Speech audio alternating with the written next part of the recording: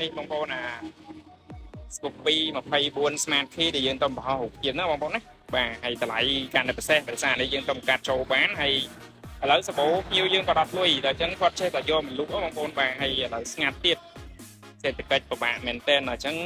តែជនគាត់យកមកលក់ថោកឲ្យយើងអញ្ចឹងយើងលក់ក្នុងតម្លៃពិសេសជូនបងប្អូនណាហើយតម្លៃថោកហើយម៉ូតូក៏អេមមកគេដែរបាទបងប្អូនបាទលោកខែម៉ូតូគេបងប្អូនអើយស្អាតខ្ចីបាទមានឆ្កោតមានស្នាមមានអីទេបងប្អូនស្គូពី24 Smart Key រូបរាងគេមកជុំធានាអេមបាទខ្ចីលពោះអត់មានស្នាមអត់ដែរបុកអត់ដែរប៉ះអត់ដែរស្ងោអត់ដែរទាំងអស់បងប្អូនណាតា4000គីឡូជាងបងប្អូន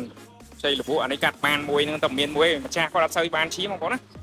បាទហើយលក់ជូនបងប្អូនក្នុងតម្លៃត្រឹមតែ2200ទេបាទហើយបបងមួយខែ200000ជាងបងប្អូនបាទហើយបងប្អូនចង់ទិញលុយសុទ្ធបាទចរចាគ្នាបានទៀតណាបងប្អូនណាបាទ